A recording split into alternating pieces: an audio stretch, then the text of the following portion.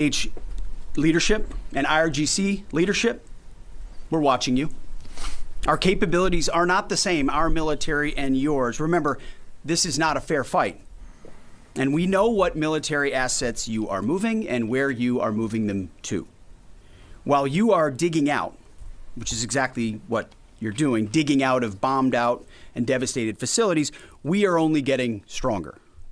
You are digging out your remaining launchers and missiles with no ability to replace them. You have no defense industry, no ability to replenish your offensive or defensive capabilities. You only have what you have. You know that, and we know that. You can move things around, but you can't actually rebuild. You can dig out for now, but you can't reconstitute. But we can.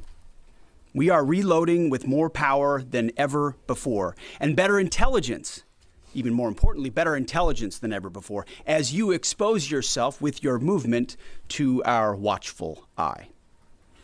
We are locked and loaded on your critical dual-use infrastructure, on your remaining power generation, and on your energy industry. We'd rather not have to do it, but we're ready to go at the command of our president and at the push of a button. This blockade, which the chairman will detail this morning, is the polite way that this can go. Got safety protocols? Grainger has the safety pros to call. Shop our vast inventory of safety products at Grainger.com. Call, click, or just stop by. Grainger, for the ones who get it done.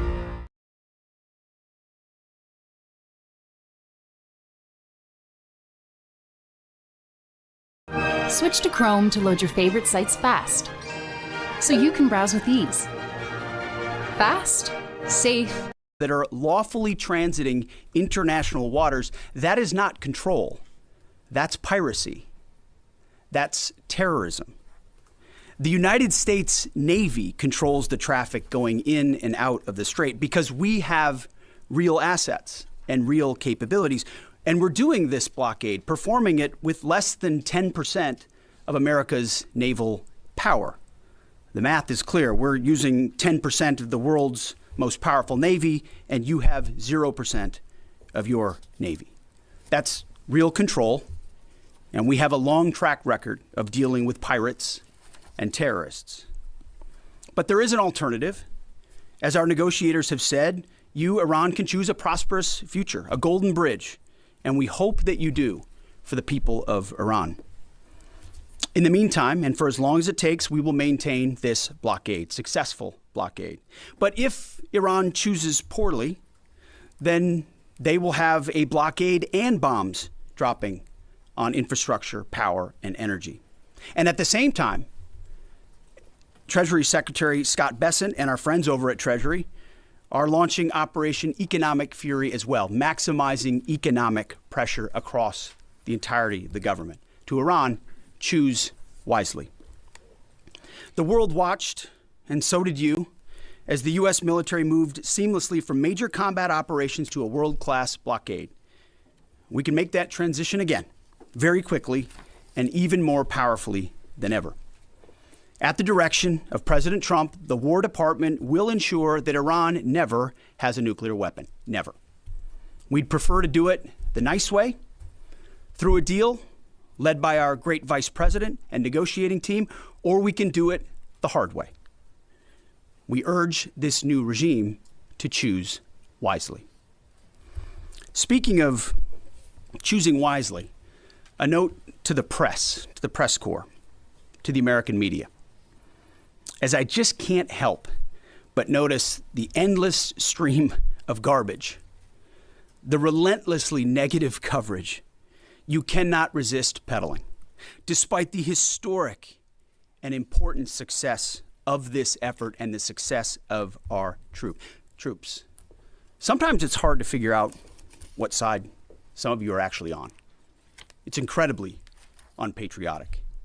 This same press corps, not this exact same press corps, but at least an older press corps, bent over backwards during the Biden administration to explain away, the disastrous and disgraceful Afghanistan withdrawal. You called it the greatest airlift in American history. It's almost like you're cheering only for one side. This past Sunday, I was sitting in church with my family, and our minister, the world watched, and so did you, as the U.S. military moved seamlessly from major combat operations to a world-class blockade. We can make that transition again, very quickly, and even more powerfully than ever. At the direction of President Trump, the War Department will ensure that Iran never has a nuclear weapon. Never. We'd prefer to do it the nice way, through a deal led by our great vice president and negotiating team, or we can do it the hard way. We urge this new regime to choose wisely.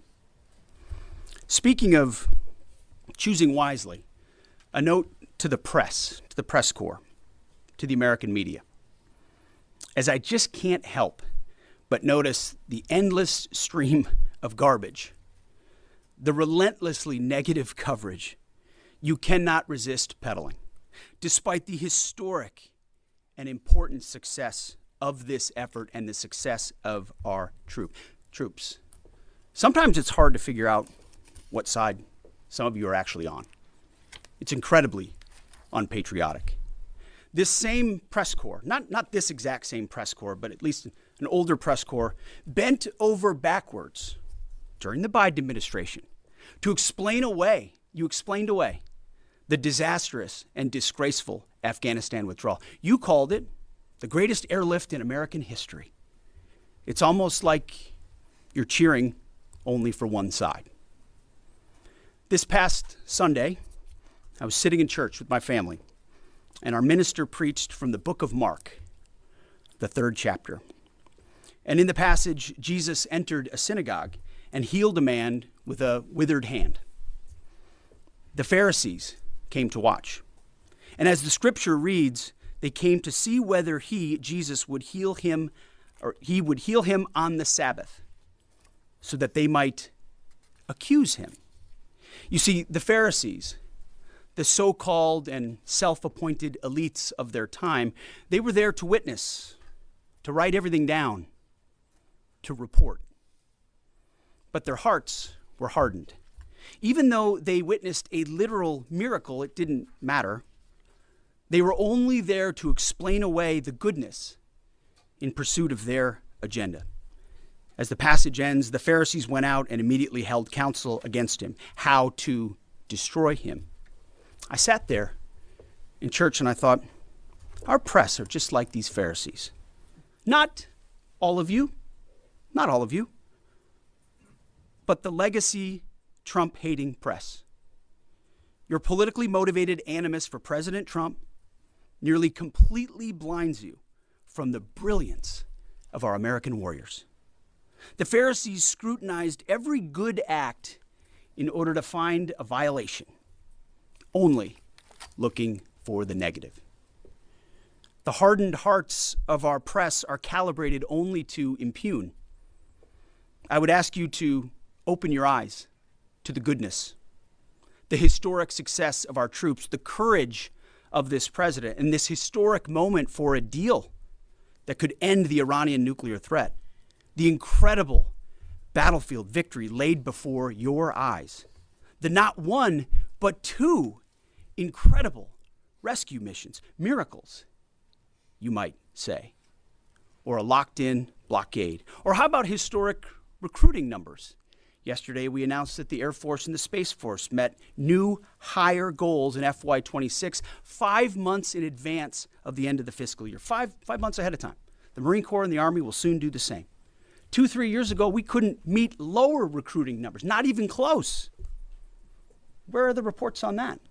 Where's the coverage of the new spirit in the country, the new spirit in the ranks, the surge of Americans wanting to join the greatest military in the world? Nothing from the fake news. We sense a pattern.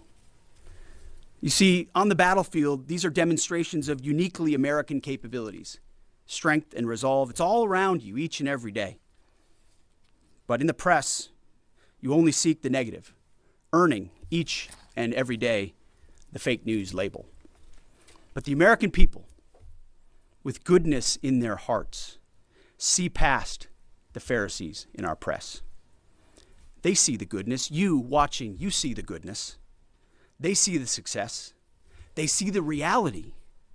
And they don't demand perfection, and perfection is not possible on any battlefield. But they see the incredible feats that our troops accomplish every single day. So to those troops, stay focused, block out the noise, stay aggressive. You are showing the world what it means to be an American warrior. You are making this building and the American people proud. We pray for you every day, and we have your back in every way. And to Iran, choose wisely. I pray you choose a deal which is within your grasp for the betterment of your people and for the betterment of the world. In the meantime, the War Department is locked and loaded. Mr. Chairman, over to you. Thank you, Mr. Secretary, and good morning, ladies and gentlemen. Thank you for being here today. Last week, the President of the United States directed a ceasefire that temporarily paused major combat operations in Iran. The unprecedented effort by America's joint force during Operation Epic Fury set the conditions for this ceasefire. And as the Secretary said, I'd like to emphasize during this pause that the United States Joint Force remains postured and ready to resume major combat operations at literally a moment's notice. This morning, I'd like to give you an update on the ongoing blockade in the CENTCOM AOR area of responsibility. On Monday, 13 April at 10 a.m. Eastern Standard Time, at the direction of the President, America's joint force began implementing a blockade against Iran under the leadership of Admiral Cooper and the team at CENTCOM. Let me be clear, this blockade applies to all ships, regardless of nationality, heading into or from Iranian ports. The U.S. action is a blockade of Iran's ports and coastline, not a blockade of the Strait of Hormuz. Enforcement will occur inside Iran's territorial seas and in international waters. In addition to this blockade, the joint force, through operations and activities in other areas of responsibility, like the Pacific area of responsibility under the command of Admiral Paparo, will actively pursue any Iranian-flagged vessel or any vessel attempting to provide material support to Iran. This includes dark fleet vessels carrying Iranian oil. As most of you know, dark fleet vessels are those illicit or illegal ships evading international regulations, sanctions, or insurance requirements. More than 10,000 sailors, Marines, and airmen, over a dozen ships and dozens of aircraft are executing this mission. And let me walk you through this operation a little bit. Please go to the first slide. First to the graphic. This is taken before the blockade began. North is up. You can see the blockade line here in the center of the graphic, denoted by the red dashed line. This map is a pull from our common operating picture that we use to allow commanders and key leaders to see what is happening in near real time. We just grabbed screen grabs to highlight the actions and activities. What is not shown is how incredibly congested this area is and the incredible work that our sailors are doing to ensure that they can work in and around an incredibly busy water space.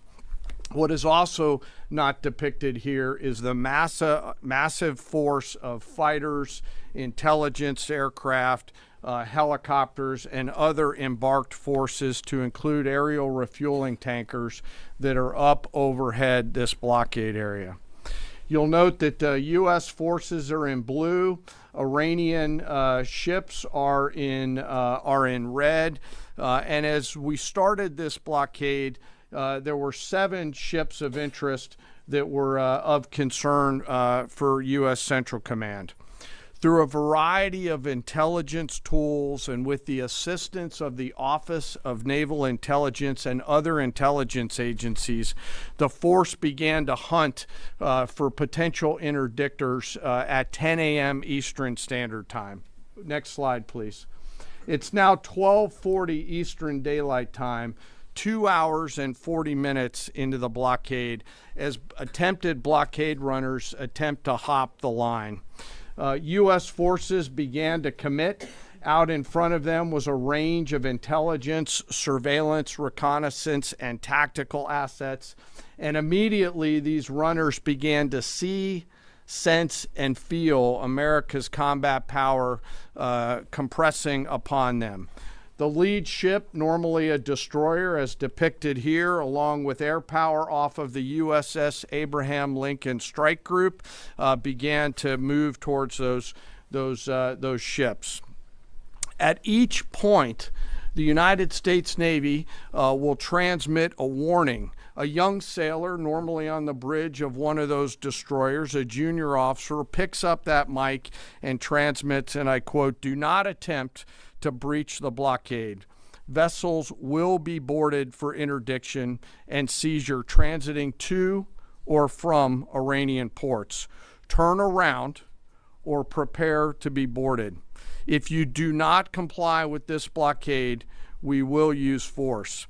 And as this message is being transmitted, as I mentioned earlier, those shipmasters can literally see, sense, and feel the pressure around them. It's a finely tuned machine, rehearsed multiple times, and executed now 13 times since the blockade has begun. Next slide, please. We're now 24 hours plus into the blockade. You can see the turning around of multiple ships, 12 of which stayed inside the blockade line, one of which not depicted off to the eastern side, turned around before even attempting it. Any ship that would cross the blockade would result in our sailors executing pre-planned tactics designed to bring the force to that ship, if need be, board the ship and take her over. And that includes a series of escalated force options, which could include warning shots and others. Next slide. The final graphic shows taken at 11:20 p.m. the night of 14 April. You can see that the captains of all these ships have made the wise decision not to move, transit, or run this blockade. As I mentioned, so far 13 ships have made the wise choice of turning around. And as we continue to hold this blockade at the order of the Secretary and the President, any vessel that compares to comply with our instructions will be dealt with accordingly. As of this morning, U.S. Central Command has not been required to board any particular ships. And I'll remind you that we are also conducting similar maritime interdiction actions and activities in the Pacific AOR against those ships that left that area before we began the blockade. Before I turn it over to Admiral Cooper, I want to talk briefly today about the men and women enforcing the blockade, America's sailors and Marines, and today particularly our destroyer and surface forces. When we talk about an American destroyer, it's important that you and the American people understand their capabilities. An Arleigh Burke-class destroyer are the backbone of the United States Navy surface fleet. Over 500 feet long, they displace 9,000 tons, and it is the sports car of the United States Navy. From the keel to the mast, they stand nearly 10 stories tall, and their 4 gas turbine engines can drive the ship at 30-plus knots. These ships are armed to the teeth with surface-to-air missiles, land attack cruise missiles, anti-ship missiles, anti-submarine rockets, torpedoes, 5-inch naval guns, multiple electronic warfare systems, embarked helicopters, extending the reach and capability of each and every one of these destroyers.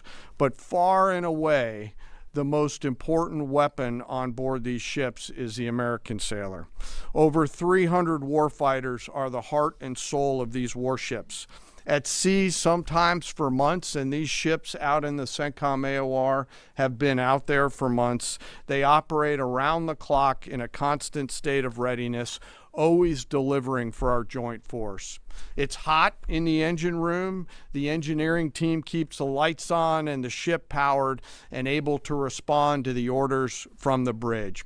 On that bridge, our sailors maintain a constant watch, maneuvering the ship tactically and safely through always congested water space. And there is a lot out there. It is like driving a sports car through a supermarket parking lot on a payday weekend with thousands of kids in that parking lot as you attempt to maneuver through there to get to that ship that would attempt to run that blockade. Down in the Combat Information Center, the CIC, the Tactical Warfare Center of the ship, that is where the decisions are made. As threats appear, these young sailors are making real-time decisions on how to identify these threats and handle them, and they always deliver. These ships are run by the youngest sailors in our surface warfare Navy. The helmsman, the sailor on the watch at the bridge, is normally just between 18 to 19 years old, and they are trusted to drive this warship through that supermarket parking lot without hitting anything. The conning officer, an equally young commissioned officer who's normally just a few years out of college, is the ones that are giving that young helmsman the orders on where to take that American warship to execute the mission that the Secretary and the President has given us. These are incredibly well-trained sailors. They are led by incredible leaders, salty, experienced leaders, and trusted with deep responsibility. And I'm so humbled and proud of America's Navy. These sailors choose to take the road less traveled to go into the historic surface Navy, and they deliver every single day. Finally, as I often do, I want to highlight one of those surface sailors today and remember our fallen. Today we remember Ensign Robert Thompson of the U.S. Laffey, who died on this day in 1945 in the Battle of Okinawa. He was killed while fighting a fire along with 31 others as 2 Japanese kamikaze aircraft hit their ship. He passed away 1 week after his 22nd birthday and was posthumously awarded the Navy Cross. We remember Ensign Thompson today and all of our World War II vets who continue to give us the gift of a great example. And those surface warfare sailors who are out there doing the job right now take the courage, grit, and determination that those World War II vets gave us into these actions and activities that they're tasked to do every single day. So now I'd like to turn it over to Admiral Cooper to give us a readout of his recent trip to the region. Well, good morning, and Mr. Secretary, thank you for the kind invitation, and Chairman, great to join you. It's a real honor to be here representing the more than 50,000 American service members deployed throughout the Middle East today, supporting operations. And it's great to have the opportunity to highlight the tremendous efforts our warfighters operating forward and the important partnerships with regional allies that continue to thrive. In fact, yesterday I returned from my second trip to the Middle East in the past 15 days. 2 very different visits. One during our offensive operations against Iran, and the second in this most recent trip during the ongoing ceasefire. Very different. During both of my recent trips, I visited with our troops who were deployed across the region in more than 70 different locations, in a distance that largely spans between Florida and Arizona. I've long believed that every success that we have starts and ends with our people, and boy does this shine through brightly. During these visits, I had the privilege of personally recognizing more than 100 servicemen and women for their extraordinary valor, their courage, and their initiative under fire and delivering fire. And every time I interact with these young men and women downrange, I am deeply inspired by their courage, their resilience, and their unwavering commitment. The stories are remarkable. In many cases, you've seen this play out over TV. Fighter pilots who took out Iranian missile launchers in the moments prior to their launch against Americans and our partners, and who hit key military targets in and around Tehran on the attack more than 13,000 times. I met with some of the teams that helped to bring our F-15 airmen home safely from Iran and heard first-person accounts of the stories. Absolute heroes. I spent time with our troops who are employing cutting-edge tactics and technology for the first time in warfare. I won't be able to talk about what those are, but these young men and women are breaking new ground. It's incredibly inspiring. I met with teams who launched our own one-way attack drones into Iran. These were originally Iranian-designed drones. We brought them back to America, took the guts out, put a Made American stamp on them, and fired them right back to Iran. Very effective. I met with teams who are employing AI every single day to help us sift through vast amounts of information to help us make decisions faster. And importantly, humans are always in the loop in this process. I met with our Space Force teams and our cyber specialists, whose work cannot be discussed, but who serve with indispensable impact. I met with our logisticians and sustainers all over the region. There is just no military that executes logistics like the U.S. military. This group is doing exceptional work, moving thousands of tons every single day. I met with our air defenders who shot down Iranian ballistic missiles. My message for this group in particular is that their actions most certainly saved thousands of lives across the Middle East during Epic Fury. And all told, my personal assessment is, after these couple of trips, is our troops are highly motivated, they're focused, they're vigilant, and they're ready. And they're using this time to do a couple of things. We're rearming, we're retooling, and we're adjusting our tactics, techniques, and procedures. There's no military in the world that adjusts like we do, and that's exactly what we're doing right now during the ceasefire. A little note about partners. My discussion with regional allies and partners, both at the senior civilian level and the senior military level, reinforced our shared commitment to regional security. But beyond that, having now fought together side by side, I assess that our military partnerships are stronger than ever as we continue to maintain a very active defense posture across the region during this ceasefire. And that posture stretches across the entire Arabian Peninsula, and it runs from northern Iraq all the way down into the northern Arabian Gulf. In creating the largest air defense umbrella in the world across the Middle East, we embedded specially trained U.S. military air defenders alongside our partner nation soldiers, side by side, literally side by side. And to give you a sense of their contribution and impact, the King and Crown Prince of Bahrain both personally knew our soldiers by name. These leaders expressed appreciation for our service member who continue to stand shoulder to shoulder with our partners in support of regional defense.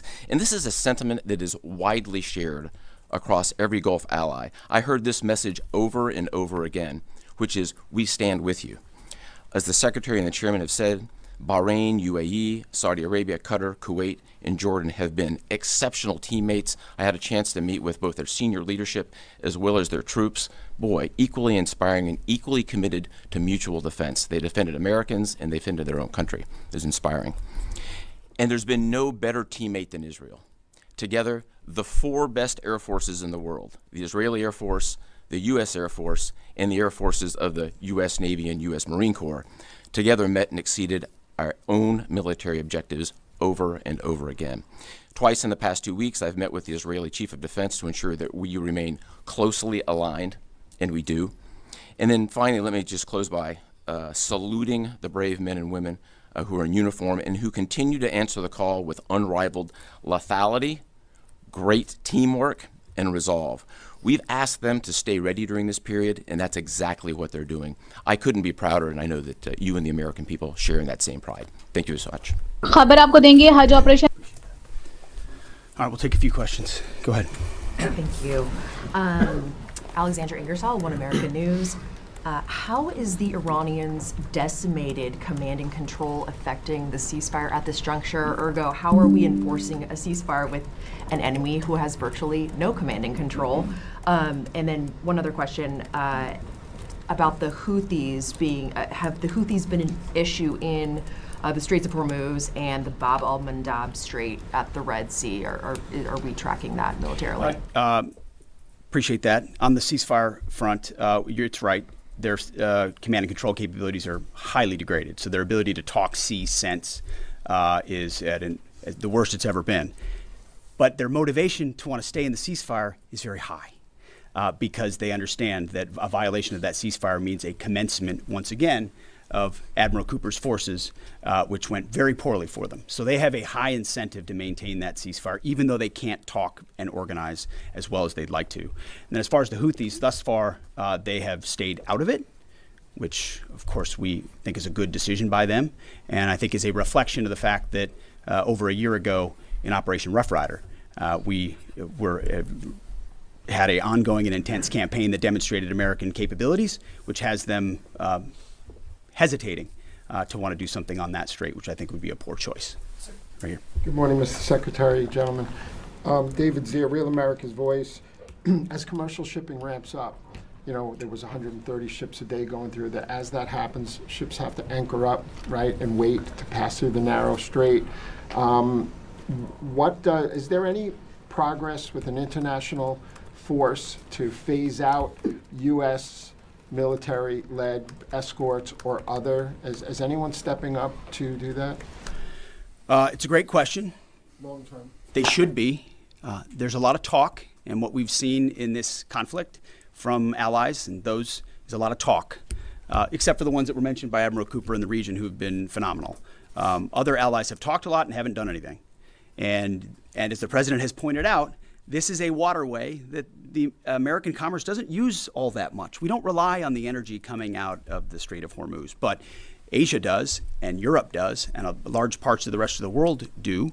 And so their ability to muster a collective defense or a clearing of the strait Islamabad, would be a wonderful Benelux, thing. And we hear and see the talk about it, but when shots were fired and those countries were needed the most, they weren't there. They weren't in the strait. They weren't alongside us. Their leaders weren't rallying what they have of their navies. If they decide after CENTCOM does the heavy lifting, which again, they should be able to do. We should live in a world where other countries can defend waterways, not just the United States Navy. Should that conclude, which we believe it will, then we would welcome other countries coming in after the fact. But you can't live in a world in perpetuity, and this is a message to the rest of the world and our allies, where you just rely on America to continually do the heavy lifting. Oh, Iran might get a nuclear bomb. Who's going to do something about it? America. And America only. Other allies need to invest in their capabilities so they can project power and do basic tasks like clearing a strait. So we're not counting on it, but it would be wonderful to see it if it ever materialized. Yes. Thank you, Mr. Secretary. Thank you all for your time. I have a couple questions. I know you said a few weeks ago that Iran's supreme leader was wounded and disfigured. Do you have an update on whether he's even alive at this point? And then another question for you. Iranian embassy accounts are sharing an AI video of Jesus Christ kind of bloodily killing President Donald Trump. Does the Pentagon have a response to this, including the fact that this AI Jesus is casting Trump into hell?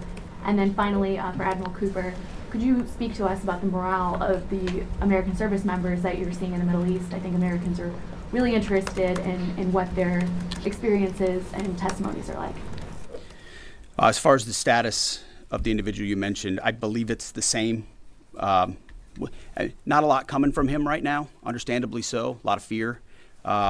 Believed to be alive, wounded, and disfigured. Status remains the same. As far as a video like that, of course, that's disgusting and detached from reality. Iran says a lot of things in the propaganda space based on complete lies, and their actions have been lies. Oh, we don't target, we see missiles going into civilian facilities and hotels in the Gulf states. And they said we only target military targets as you watch drones and missiles go into. So they are going to misrepresent, lie, spin in a multitude of ways, which we are quite used to.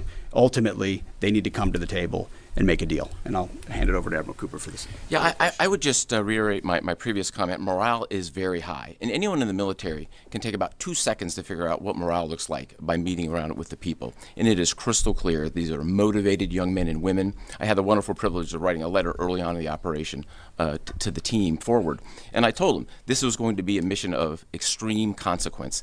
And serving at a time where you are making a difference, consequential, as the Secretary and the Chairman have described over and over again, is incredibly and deeply meaningful. And I think that's the key part of the drive, as well as being great teammates across the board. It's a privilege to watch.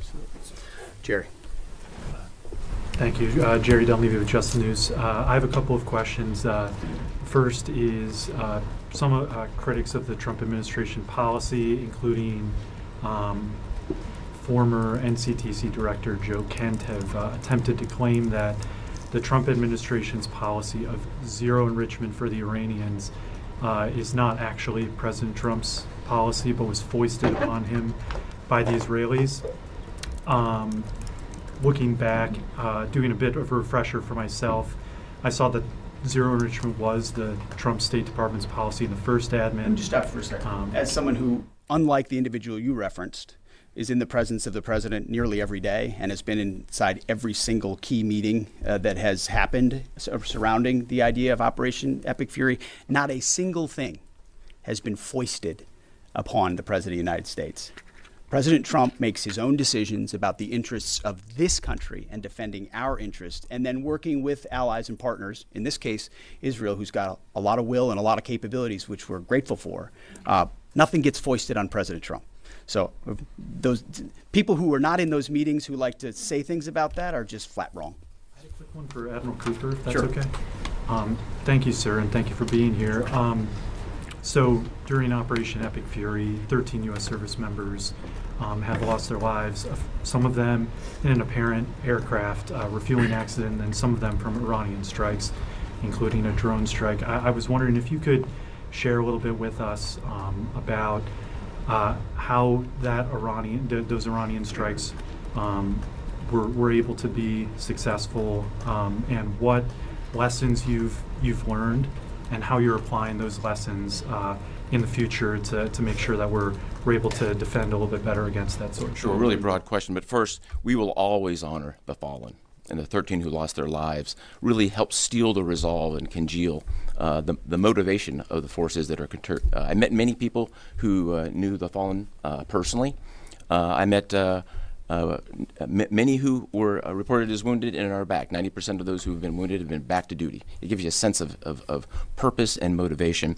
We have collected dozens, if not hundreds, of lessons learned.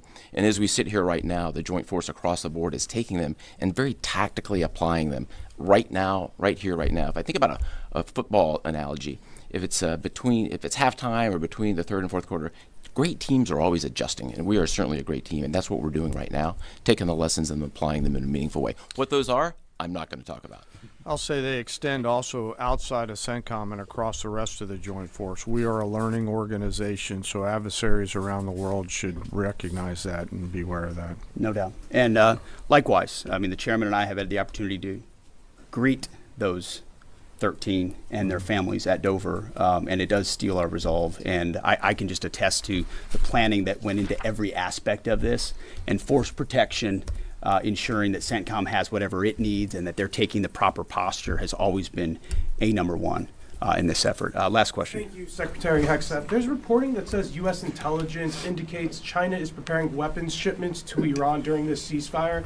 What's your reaction? Are these reports accurate, and what would be the consequences for the Chinese if they move forward with these shipments? Well, as you know, President Trump has a very strong and direct relationship with President Xi, and they've communicated on that, and China has assured us that that indeed is not going to happen, and in the spirit of the meeting they'll have next month. Thank you very much. Appreciate it.